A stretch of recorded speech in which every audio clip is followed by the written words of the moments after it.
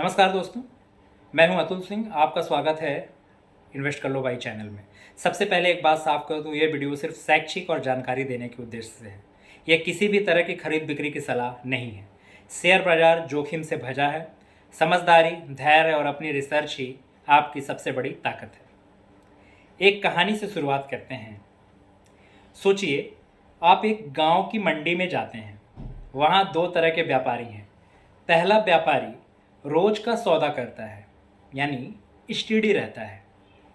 दूसरा व्यापारी कम पूंजी से दांव लगाता है, कभी जैकपॉट मारता है, कभी गवा देता है। अब इस मंडी की कहानी ही शेयर बाजार की कहानी है।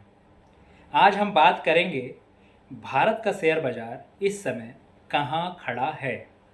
क्या ये वाकई फेयर वैल्यू पर है या अभी और उतार चढ़ाव बाकी हैं। तो इस बारे में चर्चा करने से पहले ग्लोबल मंच और भारत का किरदार, इन दोनों को जानना बहुत ज़रूरी है।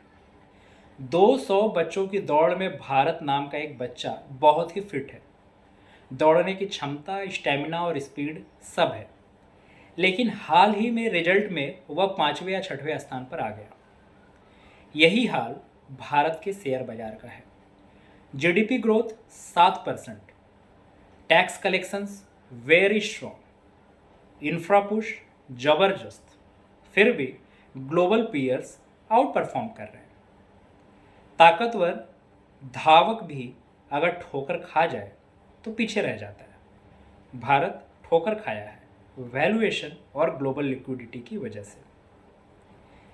इमेजिन कीजिए, एक मेला लगा है।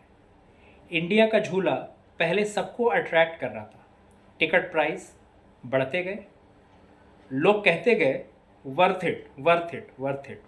लेकिन अचानक कोई बोला, अरे पास वाले झूले में मज़ा सस्ता और ज़्यादा है। यही फॉरेन इन्वेस्टर्स की कहानी है। पाकिस्तान, ग्रीस, ब्राज़ील जैसे मार्केट ने ज़्यादा रिटर्न दिए हैं। इन्वेस्टर्स अस्थायी तौर पर वहाँ चले गए। भीड़ हमेशा सस्ती और एक्साइटिंग राइड्स पर जाती है, लेकिन लंबे समय का भरोसा सेफ राइड्स पर ही टिकता है। अब आप एक थाली समझिए। एक शादी की दावत में थाली परोसी गई। दाल चावल, ये ब्लू चिप स्टॉक्स हैं, यानी स्टेबिलिटी। सब्जी मिड कैप स्टॉक्स हैं, ग्रोथ की स्टोरी। अचार मसाले, ये हैं स्मॉल कैप्स, थ्रिल। अगर कोई सिर्फ अचार मसाले खा ले, मज़ा आएगा पर पेट खराब हो जाएगा। वैसे ही पोर्टफोलियो बैलेंस जरूरी है। इंफ्रा और रियल इस्टेट अभी मेन डिश की तरह गर्म गर्म परोसे जा रहे हैं। कंज्यूमर और ऑटो स्टेडी सब्जियां हैं। मोमेंटम स्टॉक्स मसाले की तरह थ्रिल देते हैं, लेकिन ज़्यादा खाओगे तो नुकसान होना तय है। आइए जानते हैं फेयर वैल्यू की खोज कैसे हुई। रामू काका नया घर खरीदना चाहते हैं। ब्रोकर बोलता है अभी महंगा है। काका इंतज़ार करते हैं। रेट्स थोड़ा नीचे आता है, काका एंट्री ले लेते हैं। यही फेयर वैल्यू है, जहां दाम और असली क्षमता मिल जाए। अभी इंडिया फेयर इस रेंज में है, ना सस्ता ना बहुत महंगा। इन्वेस्टर्स को पेशेंस और टाइमिंग का मिक्स चाहिए। ऑल इन की जगह स्टैगर्ड एंट्री समझदारी है, एक बार में नहीं, स्टैगर्ड। 2008 में गांव का मेले वाला झूला टूटा, सब लोग भाग गए। लेकिन जिसने करेज रखकर अगले साल फिर से टिकट लिया, उसने डबल मजा पाया। मार्केट साइकोलॉजी भी यही कहती है। फियर और ग्रीड हर साइकिल में रिपीट होते हैं। मार्केट में जीत उसी की होती है जो डर के वक्त भी धैर्य रखता है। तो आगे का रास्ता क्या है?